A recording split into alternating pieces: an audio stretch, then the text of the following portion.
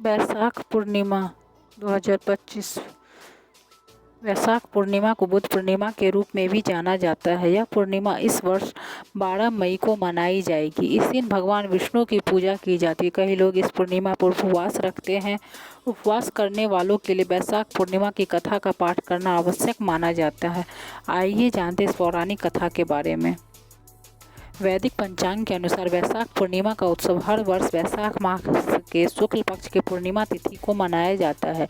इस वर्ष वैशाख पूर्णिमा का पर्व आज 12 मई को मनाया जा रहा है। इस दिन भगवान विष्णु की आराधना की जाती है। अनेक लोग इस पूर्णिमा पर उपवास रखते। उपवास करने वालों के लिए वैशाख पूर्णिमा की कथा का पाठ करना आवश्यक माना जाता है।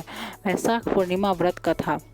वैशाख पूर्णिमा की पौराणिक कथा के अनुसार एक नगर में धनेश्वर नामक ब्राह्मण अपनी पत्नी सुशीला के साथ निवास करता था। उसके पास धन धान्य की कोई कमी नहीं थी, फिर भी वह दुखी रहता था। उसके दुख का मुख्य कारण संतान का अभाव था। एक बार उस नगर में एक साधु महात्मा आए जो आसपास के सभी घरों से भिक्षा मांगकर अपना जीवन यापन करते थे, लेकिन वह साधु कभी भी धनेश्वर ब्राह्मण के घर से भिक्षा मांगने नहीं जाते थे।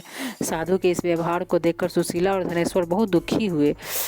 एक दिन उन्होंने साधु से पूछा कि आप सभी घरों से भिक्षा लेते हैं लेकिन हमारे घर नहीं आते, ऐसा क्यों साधु महाराज?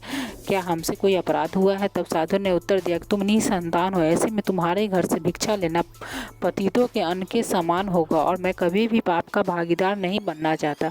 बस इसी कारण मैं तुम्हारे घर से भिक्षा नहीं लेता हूँ। यह सुनकर धनेश्वर बहुत दुखी हुआ, लेकिन उसने साधु महाराज से इस दुख से मुक्ति पाने का उपाय पूछा।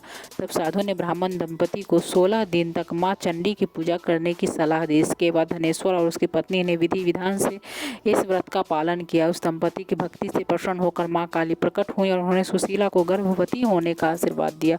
इसके साथ ही उस ब्राह्मण दंपति को पूर्णिमा के दिन पूजा करने की विधि भी बताई। माता ने पूर्णिमा की विधि समझाते हुए कहा कि हर पूर्णिमा को दीपक जलाना है और हर पूर्णिमा पर दीपकों की संख्या बढ़ाते जाना जब तक कि 32 दीपक न हो जाए। इस उपाय को करने से माता की कृपा से सुशीला गर्भवती हुई। परिणाम स्वरूप दंपति के घर एक पुत्र का जन्म हुआ जिसका नाम देवदास रखा गया। देवदास ने बड़े होने पर विद्या प्राप्ति के लिए काशी की यात्रा की, जहां उसे धोखे से विवाह करना पड़ा। जब देवदास ने अपने अल्पायु का उल्लेख किया तब भी उसकी शादी जबरदस्ती कर दी गई, लेकिन जब काल देवदास की जान लेने आया तो वह उसे मारने में असमर्थ रहा। इसके बाद काल ने यमराज से जाकर कहा कि वह देवदास की जान नहीं ले सका। तब यमराज ने इस कारण को जानने के लिए भगवान शिव और माता पार्वती के पास गए। माता पार्वती ने यमराज को काली माँ से मिले वरदान के बारे में बताया और कहा कि ब्राह्मण दंपति ने पूर्णिमा का व्रत रखा था, इसलिए देवदास को कोई हानि नहीं पहुंचा सकता। इस प्रकार पूर्णिमा का व्रत का महत्व और भी बढ़ गया। वैशाख मास के पूर्णिमा को भगवान गौतम बुद्ध का जन्म हुआ था, इसलिए इसे बुद्ध जयंती के रूप में मनाया जाता है। हिंदू धर्म में पूर्णिमा का विशेष महत्व है और इस दिन पवित्र नदी में स्नान, दान, पूजा और व्रत का आयोजन किया जाता है। इस वर्ष बुद्ध पूर्णिमा 12 मई को मनाई जा रही है। बुद्ध पूर्णिमा, जिसे बुद्ध जयंती या वैशाख पूर्णिमा के नाम से भी जाना जाता है, बौद्ध धर्म के अनुयायियों के लिए एक महत्वपूर्ण उत्सव है। यह उत्सव वैशाख महीने की पूर्णिमा को मनाया जाता है, जो इस वर्ष 2025 में आज सोमवार 12 मई को, इस दिन भगवान गौतम बुद्ध का जन्म, ज्ञान की प्राप्ति और महापरिनिर्वाण हुआ था। इसीलिए इसे त्रैवैदिक उत्सव भी कहा जाता है। आइए जानते हैं पूजा का शुभ मुहूर्त।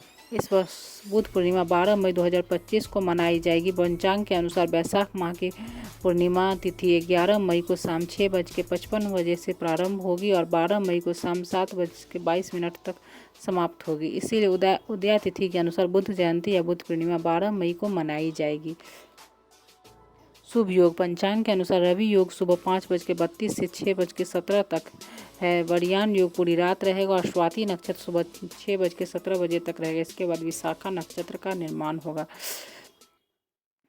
बुद्ध पूर्णिमा पूजा विधि। पवित्र नदी में स्नान करें या गंगाजल मिलाकर स्नान करें। भगवान श्री हरि विष्णु और माता लक्ष्मी का जलाभिषेक करें। माता का पंचामृत सहित गंगाजल से अभिषेक करें। माँ लक्ष्मी को लाल चंदन, लाल रंग के फूल और श्रृंगार का सामान अर्पित करें। मंदिर में घी का दीपक प्रज्वलित करें। यदि संभव हो तो व्रत रखें और व्रत लेने का संकल्प करें। बुद्ध पूर्णिमा व्रत कथा का पाठ करें। श्री लक्ष्मी सूक्तम का पाठ करें। भगवान श्री हरि विष्णु और लक्ष्मी जी की आरती करें। माता को खीर का भोग लगाएं। चंद्रोदय के समय चंद्रमा को अर्घ्य दें। अंत में क्षमा प्रार्थना करें।